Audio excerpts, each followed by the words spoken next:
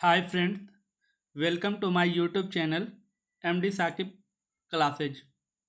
आज हम लोग ट्वेल्थ क्लास का एक बहुत ही शानदार कविता जो टी.एस. इलियट के द्वारा लिखा गया है, मैकेविटी द मिस्ट्री कैट, है ना।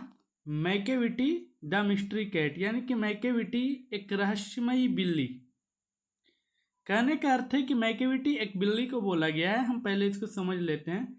मैकेविटी एक बिल्ली को बोला गया है और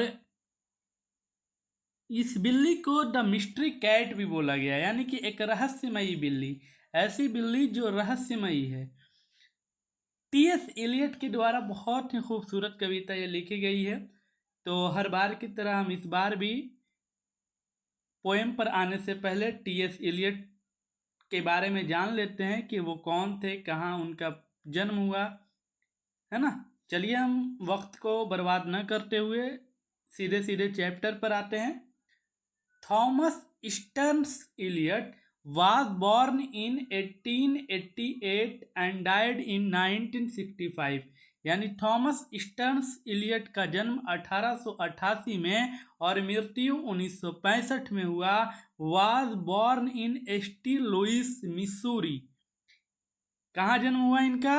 st. लुइस मिसूरी, जो यूएसए में पड़ता है, यूनाइटेड स्टेट ऑफ अमेरिका, है ना।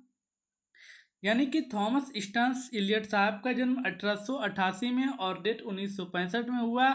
और कहाँ जन्म हुआ? st. लुइस मिसूरी, जो यूएसए में पड़ता है। बट लेकिन इवेंचुअली अंततः यानी लास्ट में सेटल इन इंग्लैंड। कहाँ सेटल हो गए? इंग्लैंड में। जन्म कहाँ हुआ? यूएसए में, लेकिन सेटल कहाँ हो गए? इंग्लैंड में।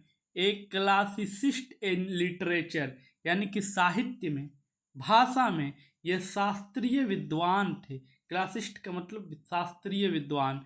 ये बहुत ही विद्वान थे।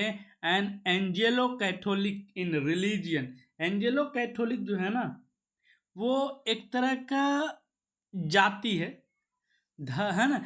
उसको कहते हैं कि क्रिश्चियन का वैसा जाति जो ईश्वर में, गॉड में विश्वास रखता हो, धर्म शास्त्र में विश्वास रखता हो, पूजा करता हो, तो वो एंजेलो कैथोलिक जो है ना, वो धर्म से एंजेलो कैथोलिक थे।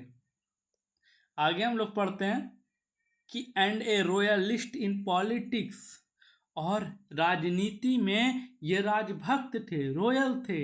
He rose to become one of the greatest poet of the 20th century. 20वीं शताब्दी के ये सबसे महान कवियों में से एक बन गए। यानी 20वीं शताब्दी में इनका नाम बड़े बड़े कवियों के साथ आने लगा, है ना। ये बहुत ज़्यादा नाम कमा लिए। आगे हम लोग देखते हैं।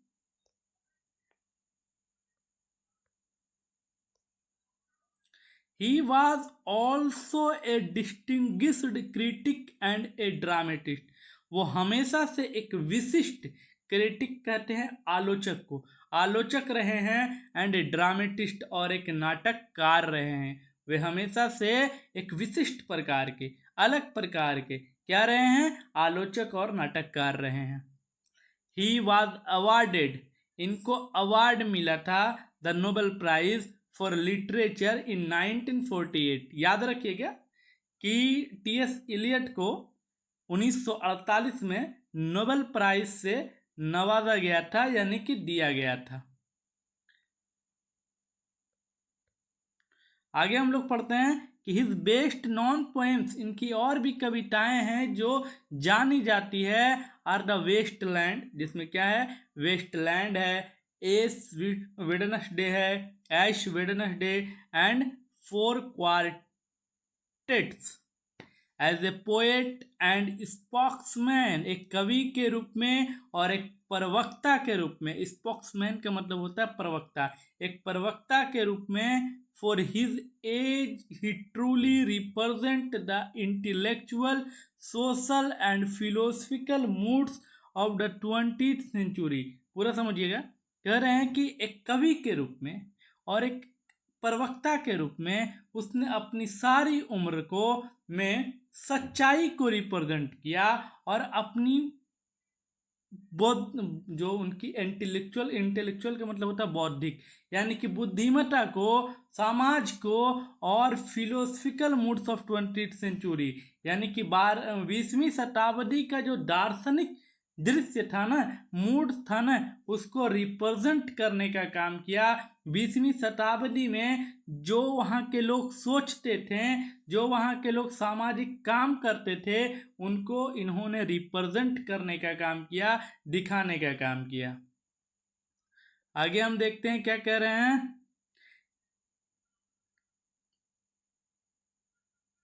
द सॉरी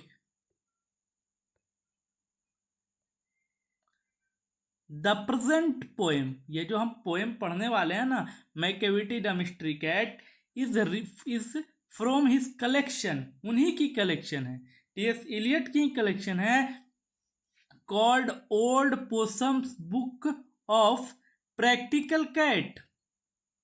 ये जो हम पढ़ने वाले हैं ना, मैकेविटी द मिस्ट्री कैट, वो old person book of practical cat का कलेक्शन है, which has made into a very successful, जिसने इनको बहुत सफलता दिलाई, जिसने इनको बहुत सफलता दिलाई, किस रूप में, म्यूजिक ऑन स्टेज, स्टेज पर जो म्यूजिक है ना, स्टेज पर जब इन्होंने इस म्यूजिक को बजाया तो इसमें इन्होंने बहुत ज़्यादा सफलता पाई। बाय द ग्रेट कंपोजर, एक महान संगीतकार के रूप में, सर एंड्रियो लियोल्ड वेबर, सर एंड्रियो ललोइड वेबर, जो एक बहुत ही महान संगीतकार थे, उनके स्टेज पर जब इन्होंने इसे कंपोज किया यानी गाया तो इन्हें बहुत ज़्यादा सफलता मिली। समझ में आया कि जब स्टेज पर शो हो रहा था ना, उस समय जब ये इन्होंने इसे शो किया तो इसे बहुत ज़्यादा सफलता मिली। आगे कहते हैं, it is a light poem, यह एक हल्का कविता है, in the mock heroic when. ये जो मॉक हीरोइक वेन देख रहे हैं ना, इसका मतलब होता है नकली वीरता का भाव। यह एक ऐसी कविता है जिसमें किसी के नकली हीरो बनने के बारे में बात की गई है, तो उसको हम पढ़ेंगे। और पोएम का जो हेडिंग लाइन है उससे आप समझ ही गए होंगे कि ये एक बिल्ली की बात है, तो उसकी जो नकली वीर बनने का जो कहानी है ना, वो हम इसमें पढ़ेंगे। आगे कहते हैं, it does not need any solemn, इसे गंभीरता से लेने की जरूरत नहीं है। आप इस कविता को जब पढ़िएगा ना, तो इस कविता को आप एकदम गंभीरता से मत ले लीजिएगा, और या डिटेल्ड एनालिसिस, या फिर इसके डिटेल में जाकर जांच पड़ताल करने की जरूरत नहीं है। इट्स चार्म, यह बस आपके चेहरे पर एक आकर्षण लाती है, एक खुशी लाती है। फ्रॉम इट्स नीट रिम, इसके जो साफ सुथरे लय हैं, एंड गैलोपिंग रिम, और इसकी जो तुकबंदी है, ये जो चीज़ें हैं ना, as well as the comic, ये एक हास्य इफेक्ट प्रभाव डालती है, ऑफ ए मॉन्स्टर क्रिमिनल, एक राक्षस अपराधी है, who is in effect a cat, जो एक बिल्ली है। कह रहे हैं टी.एस. इलियट साहब कि आप इस कविता को जब पढ़िएगा तो ज़्यादा गंभीरता से मत लीजिएगा, ज़्यादा एनालिसिस करने की ज़रूरत नहीं है, जांच पड़ताल करने की नहीं ज़रूरत नहीं है, बल्कि ये जो कविता है वो आपके चेहरे पर एक खुशी लाती है, आपको हंसाने का काम करती है ना। साफ सुथरी कविता है, तुकबंदी है, और ये एक मॉन्स्टर क्रिमिनल यानी एक राक्षस अपराधी की कविता है, जो वास्तव में क्या है, बिल्ली है। चलिए हम लोग आगे देखते हैं पोएम।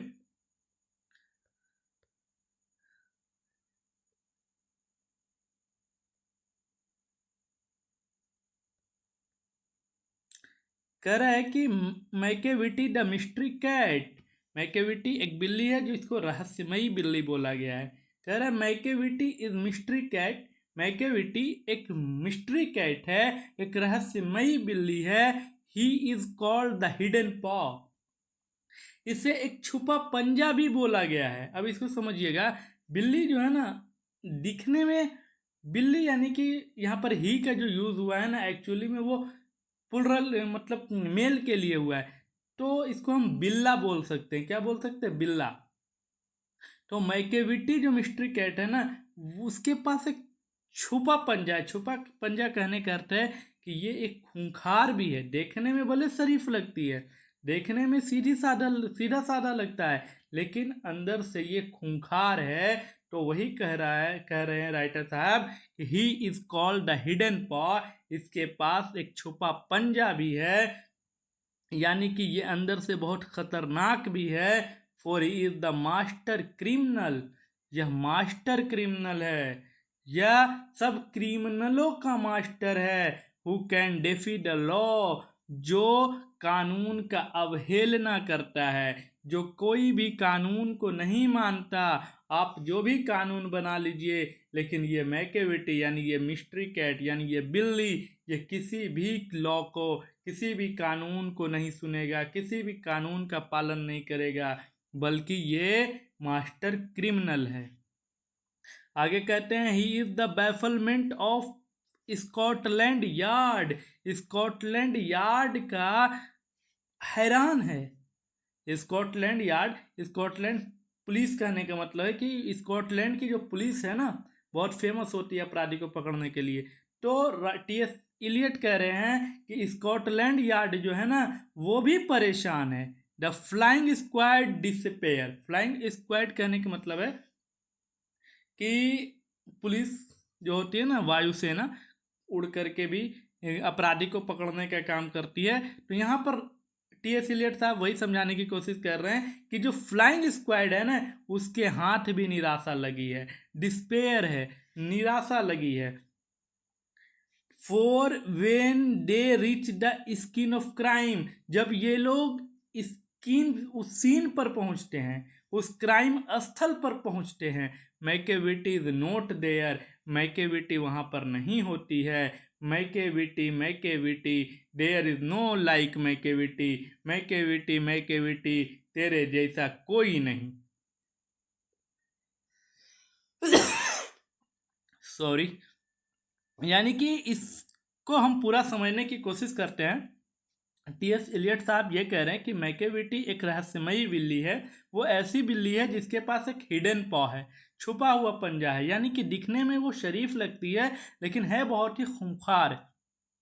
वह मास्टर क्रिमिनल है, वो कोई भी कानून को नहीं मानती है ना। यहाँ तक कि जो स्कॉटलैंड की पुलिस है वो भी हैरान है। उसके जो फ्लाइंग स्क्वाड है उसके भी हाथ में निराशा लगी है। क्यों निराशा लगी है? क्योंकि जहाँ पर क्राइम होता है, और जब ये स्कॉटलैंड यार्ड, स्कॉटलैंड की पुलिस जब वहाँ पहुँचती है, तो मैकेविटी वहाँ नहीं पाई जाती। और यहाँ पर राइटर कह रहे हैं Macavity there is no like Macavity तेरे जैसा कोई नहीं। यानी कि मैकेविटी के जैसा कोई नहीं। और ये जो मैकेविटी है वो एक बिल्ली है।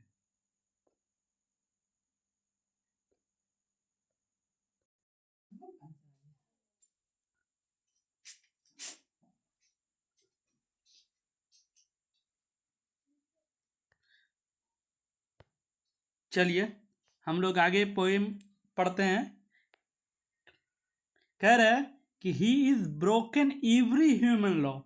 वो जो मैकेविटी है ना, वो जो कैट है ना, वो इंसान के बनाए हुए हर एक नियम को तोड़ देती है। He is broken every human law, यानी कि मानव के जितने भी बनाए हुए नियम है, हर नियम को वो तोड़ देती है। He breaks the law of gravity, और ग्रेविटी के नियम को भी तोड़ देती है। कहने का अर्थ है कि वो ना तो इंसान के नियम को मानती है, ना ग्रेविटी के लॉ को मानती है। ग्रेविटी के लॉ को क्यों नहीं मानती है, ये हम देखते हैं। होता क्या है ना, बिल्ली हम लोग देखे होंगे, एक्चुअली में हम लोग ये बिल्ला बोलना चाहिए, लेकिन वो हम लोग घर बिल्ली बिल्ली ही ज़्यादा यूज़ करते हैं, इसलिए बिल्ली यूज़ हो रहा है। बिल्ली से ही समझते हैं कि ये जो बिल्ली है ना, वो ग्रेविटी के लॉ को नहीं मानती है। कहने का अर्थ है कि बिल्ली हवा में उड़ जाती है ना, एक जगह से दूसरी जगह छलांग मार लेती है। इसलिए राइटर ये लिख रहे हैं। आगे हम देखते हैं हिज पावर ऑफ लेविटेशन। ये जो आप लेविटेशन देख रहे हैं ना, वो उड़ने की शक्ति है। कह रहे हैं कि उसके पास उड़ने की शक्ति है। वुड मेक ए फकीर स्टेयर, जिसे एक फकीर टकटकी लगा कर देखता है। यानी कि बिल्ली को उड़ते हुए एक फकीर टकटकी लगा कर देख रहा है कि अरे ये बिल्ली उड़ कैसे रही है। एंड और when you reach the scene of crime, जब आप क्राइम यानी जहां पर वो क्राइम हुआ है उस घटना स्थल पर पहुंचते हैं, मैकेविटी इज नॉट देयर, तो वो मैकेविटी वहां नहीं पाई जाती। You may seek him in the basement, आप इसे बेसमेंट में देख सकते हैं। घर में जो बेसमेंट होता है ना उसमें। You may look up in the air, आप इसे हवा में देख सकते हैं। हवा में कहने का अर्थ है कि यानी कि बिल्लियां छलांग मारती हैं, थोड़ा उड़ती हैं, उसके हिसाब से थोड़ा कहने का अर्थ है जो छलांग मारती है ना वही उड़ती हैं। बट लेकिन I tell you once and once again, लेकिन मैं आपसे एक बार और कहना चाहूँगा, Macavity is not there, Macavity वहाँ नहीं है। ये पूरा लाइन हम समझते हैं। राइटर कह रहे हैं कि वो ना तो इंसान के लॉ को मानती है ना वो ग्रेविटी के लॉ को मानती है। उसके पास उड़ने की शक्ति है जिसके वजह से फकीर उसे टकटकी लगा कर देखता है। और जब भी कोई घटना स्थल पर क्राइम होता है और आप उस क्राइम में स्थल पर पहुंचते हैं तो मैकेविटी वहां पाई नहीं जाती। आप इसे बेसमेंट में देख सकते हैं, आप इसे हवा में देख सकते हैं, लेकिन मैं एक बार आपसे फिर कहना चाहूँगा, दोबारा कहना चाहूँगा कि आप मैकेविटी वहां पर नहीं मिलेगी जहां पर क्राइम होता है। आगे देखते हैं। कह रहे हैं कि Macavity is ginger cat, ginger कहते हैं थोड़ा लंबा थोड़ा पतला टाइप का। यहाँ पर दिया गया है he is very tall and thin, Macavity जो होती है ना वो थोड़ी मैकेविटी जो है ना वो थोड़ी पतली होती है और थोड़ी लंबी होती है। कहने का अर्थ है वो जो मैकेविटी है वो पतली है, थोड़ी लंबी है। यू वुड नो हिम, आप उसे जान सकते हैं। इफ़ यू सॉ हिम, आप उसे देख सकते हैं, आपने उसे देखा होगा। For his eyes are sunken in, उनकी जो आंखें हैं वो धंसी हुई है। सनकिन का मतलब धंसा हुआ। आप ध्यान से देखिएगा, आपने बिल्ली को देखा होगा, उसकी जो आंखें होती है ना वो धंसी हुई होती है। तो कह रहे हैं कि आप इसे देख सकते हैं और आपने इसे देखा होगा, उसकी जो आंखें होती है वो धंसी हुई होती हैं। आगे कह रहे हैं कि his bro is deeply lined with thought, उसकी जो भौ होती है, उसकी जो ब्रो होती है ना डीपली एकदम गहराई से एक निशान बन गया होता है विथआउट, सोच की वजह से। ऐसा लगता है कि मानो मैकेविटी वो जो बिल्ली है ना वो बहुत गहरी सोच में है और उस सोच की वजह से उसकी भौं पर डीपली लाइन है। His head is highly doomed, doomed कहते हैं गुंबद के आकार का, गुंबद कहने के ऊपर है ना इस टाइप से गोल आकार का ऊपर में ना बनता है, ताजमहल वगैरह में आप देखे होंगे इस तरह से गुंबद होता है। उस गुंबद की बात कर रहे हैं कि उसका जो सर होता है ना वो गुंबद के आकार का है। बिल्ली को आप देखे होंगे उसका सर एकदम गोल जैसा होता है, बिल्ली गुंबद के आकार का होता है ना। हिज कोट इज डस्टी, यहाँ पर ये कोट इज डस्टी का जो यूज़ किया है ना इसका ये मतलब नहीं है कि वो कोट पहने हुए होता है। इसका यह मतलब है कि बिल्ली के जो खाल है ना वे बिल्कुल गंदे हैं फ्रॉम नेगलेक्ट, लेकिन उस गंदे को वो नेगलेक्ट करता है, यानी कि साफ सुथरा वो खुद को नहीं रखता है, वो गंदा ही रहता है ना। हिज विस्कर्स आर अनकॉम्ड, विस्कर्स कहते हैं गलमुच्छा को। आप बिल्ली को देखे होंगे दोनों साइड में उसकी मूछें होती है, उस मूछों की बात कर रही है कि उसके जो मूछें होती है वो अनकॉम्ड होती है, यानी वो उसमें कंघी भी नहीं करती। कहने का अर्थ है कि वो उसे भी गंदा रखती है ना। यानी कि उसके जो खाल होते हैं वो गंदे तो होते ही हैं और वो उसे साफ भी नहीं करती, यहाँ तक कि उसके जो गलमुच्छे होते हैं वो भी अनकॉम्ड होते हैं, उसमें भी वो कंघी नहीं करती है।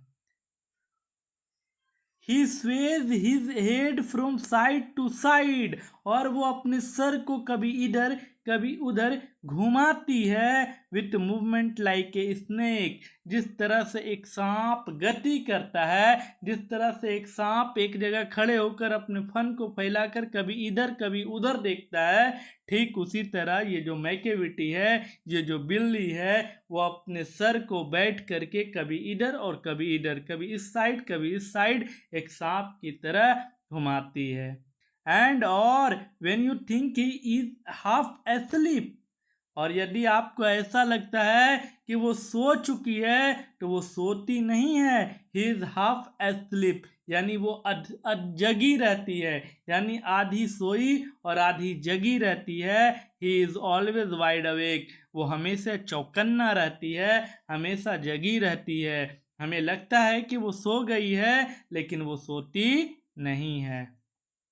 यानी कि इसको हम समझते हैं, इस लाइन को कह रहे हैं कि वो जो बिल्ली होती है ना, वो थोड़ी लंबी और थोड़ी पतली होती है ना। आप उसे देखे होंगे, आप उसको पहचान सकते हैं। उसकी जो आंखें होती है वो धसी होती है, उसके भौं पर डीपली लाइंड होते हैं, लगता है जैसे वो गहराई से सोच रही हो। उसके जो सर होते हैं वो गुंबद के आकार के होते हैं। वो अपनी गंदगी को कभी साफ नहीं करती, उसके गलमुच्छे में कभी कंघी नहीं करते, और वो ऐसे खड़ी होकर देखती है जिस तरह से एक सांप देखता है। और वो कभी पूरी नहीं सोती बल्कि वो चौकन्ना या जागे रहती है ना।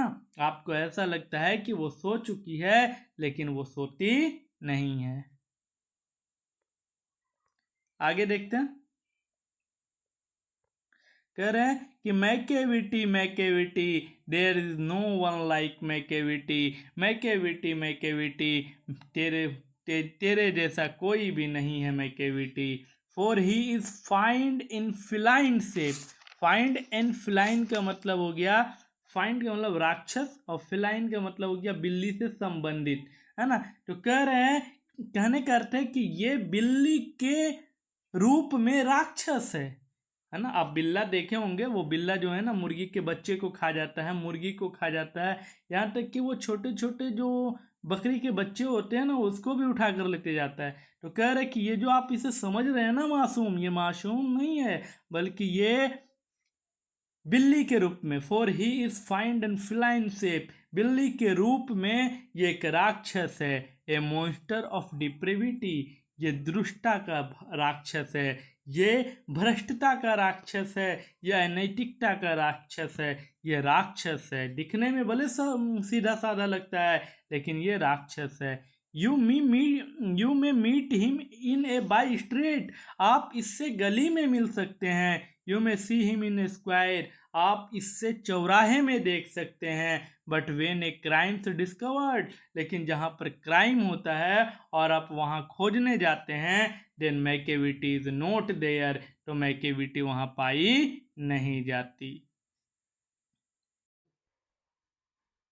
हम आगे देखते हैं, आगे कह रहा है कि ही इज आउटवर्डली रिस्पेक्टेबल, बाहर से दिखने में वो बहुत ही सम्मानजनक है ना। ऐसा लगता है कि बहुत ही प्यारा है। कहने का अर्थ है कि जब हम बिल्ली को देखते हैं तो बाहर से देखने में बिल्कुल वो प्यारी लगती है, सम्मानजनक लगती है। जैसे वे कहते हैं, वे मतलब वो जो राइटर हैं वो कहते हैं कि ही चीट्स एट कार्ड, इसके कारनामे, इसके घोटाले, है ना, इसके धोखे हम आपको आगे बतलाते हैं। कह रहे हैं कि and his footprints are not found in any file of Scotland Yard, यानी स्कॉटलैंड की जो पुलिस है, स्कॉटलैंड की जो विभाग है, उसके पास इसके कोई भी फुटप्रिंट्स नहीं है, पैरों के निशान नहीं है, पद चिन्ह नहीं है, उनके पास कोई भी निशान नहीं है स्कॉटलैंड यार्ड की फाइलों में। एंड और वेन द लार्डर्स लूटेड, लार्डर्स का मतलब होता है अलमारी, सामान रखने वाला अलमारी, एक तरह से कह लेते हैं गोश्त या मांस रखने वाली अलमारी। जब मांस की अलमारी लूट ली गई हो, और जेवल, जेवल का मतलब ज्वेलरी, गहने, केस इज रिफर्ड, जब गहने भी गायब हो, और when the milk is missing, जब दूध भी मिस हो, दूध भी गायब हो, और एनोदर पिक इज बीन स्टिफल्ड, ये जो पिकी देख रहे हैं ना, पिकी, इसका मतलब ही होता है एक कुत्ता, कुत्ता है ना। तो पीकीज बिन स्टिफल्ड, स्टिफल्ड का मतलब होता है दम घोट कर मार देना या गला घोट कर मार देना। जब कोई कुत्ते को गले घोट कर मार दिया गया हो, और या the green house glass is broken, या फिर ग्रीन हाउस की जो कांचे हैं वो टूट गई हों, and the trellis past repair, और ट्रेलिस कहते हैं उस जाली को जिस पर लताएं चढ़ती है ना। घर में देखे होंगे कि जाली जाली नुमा ट्रेलिस होता है जिस पर वो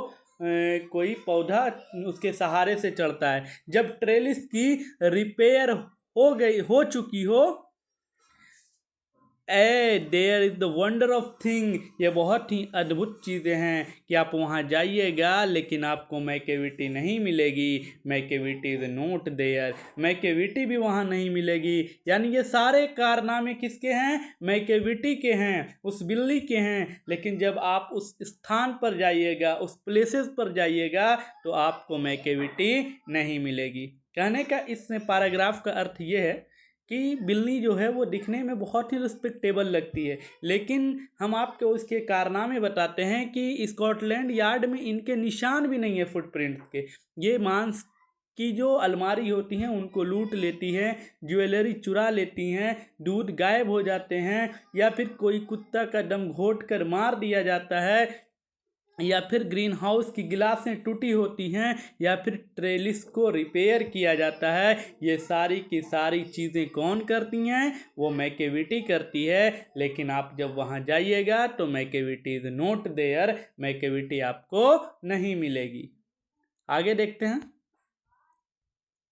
कह रहा है कि and when the foreign office find a treaty's gone astray, treaty's gone astray का मतलब होता है कि हम बैठकर एक मेज पर बातचीत किए और वो बातचीत का फिर उल्लंघन हो गया, हम उसको मानने से इनकार कर दिए। तो कह रहे हैं कि and when the foreign office, जब विदेश मंत्रालय को ये पता चलता है कि हमारी जो बातचीत हुई थी उस मैकेविटी से, उसका वो उल्लंघन कर दिया है। क्या कर दिया है? उल्लंघन कर दिया है, उसको मानने से इनकार कर दिया है।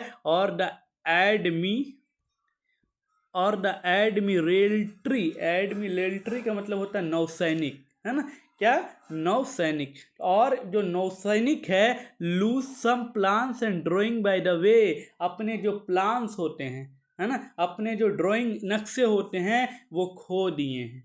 यानी कि मैकेविटी को पकड़ने के कुछ उसके प्लान होंगे एडमिरल्ट्री के, नौसैनिक के, और या फिर उसके कुछ ड्राइंग नक्शे होंगे, उन सब को वो खो दिए हैं, लूज कर दिए हैं। देयर में भी ए स्क्रैप्स और पेपर, स्क्रैप्स कहते हैं रद्दी को, टुकड़े को, और पेपर या रद्दी के टुकड़े हॉल या स्टेयर, सीढ़ियों पर पड़े हुए मिले हैं। अगर आपको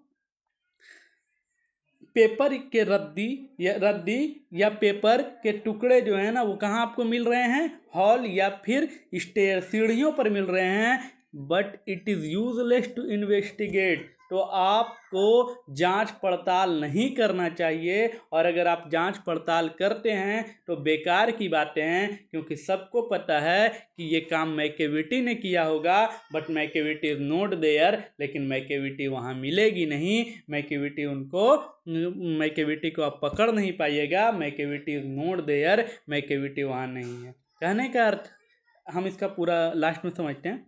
एंड और when the loss has been colloid, और अगर कोई घटना घट गया है और उसको खुलासा होता है, डिस्क्लोइड का मतलब खुलासा होता है, तो द सीक्रेट सर्विस से, जो गुप्त विभाग है, गुप्त सेवा है करने वाले आर्मी लोग, सेना लोग, वे कहते हैं कि it must have been Macavity, वो काम जो है मैकेविटी ने किया होगा, पक्का वहाँ पर मैकेविटी ही होगी। बट लेकिन अब जाने का कोई फ़ायदा नहीं, क्योंकि but he is a mile away, वो अब मीलों दूर होगी, वो अब 1 मील दूर होगी, तो अब वहाँ जाने का कोई फ़ायदा नहीं।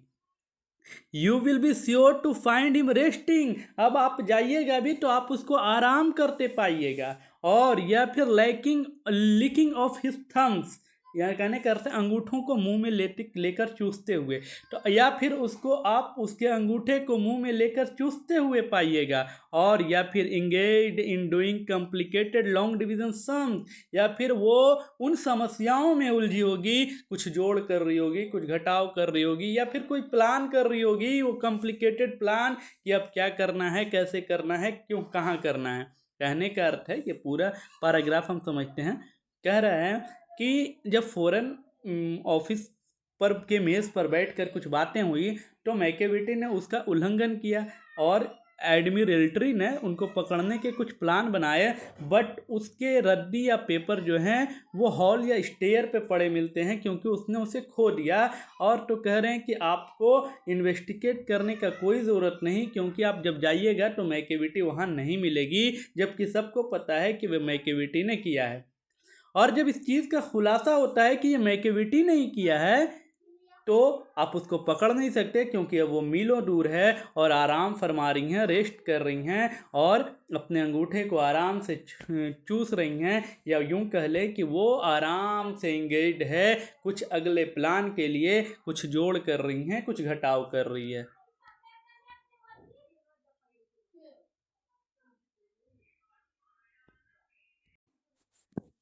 आगे देखिए, कह रहा है कि Macavity Macavity there is no like Macavity, Macavity Macavity नहीं है तेरे जैसा कोई। आगे हम देखते हैं,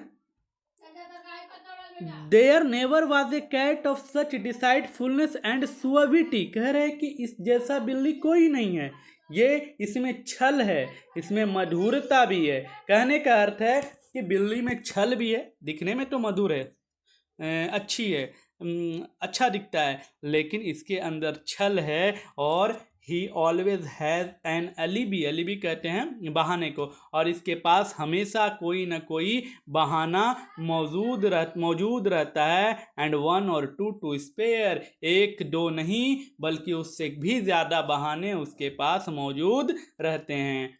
at whatever time the deed took place, कहने का अर्थ है कि जिस समय वो कार्य हुआ है, जिस समय कोई घटना घटा है, उस समय के इसके पास कहीं ना कहीं घटना, कहीं ना कहीं ढेर सारे बहाने इसके पास मौजूद होते हैं। मैकेविटी वाजंट देयर, आप उसके पास जाइएगा तो ऐसा पता चलेगा कि मैकेविटी वहाँ थी ही नहीं, क्योंकि उसके पास बहुत सारे बहाने होते हैं। आगे हम लोग देखते हैं,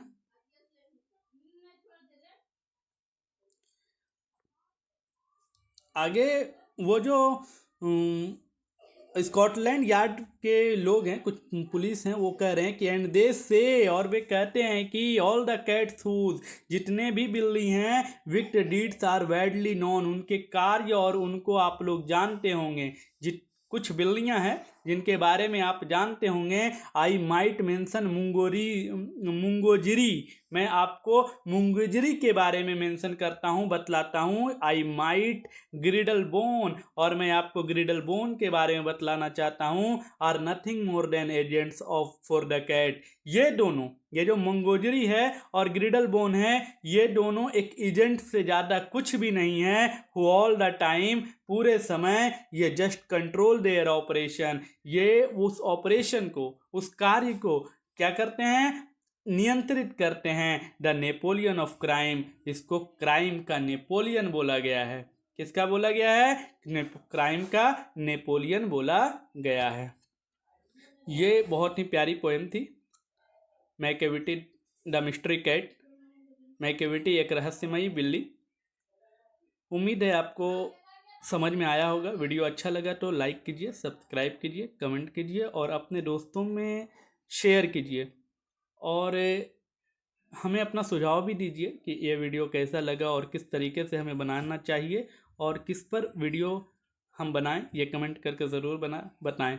थैंक यू।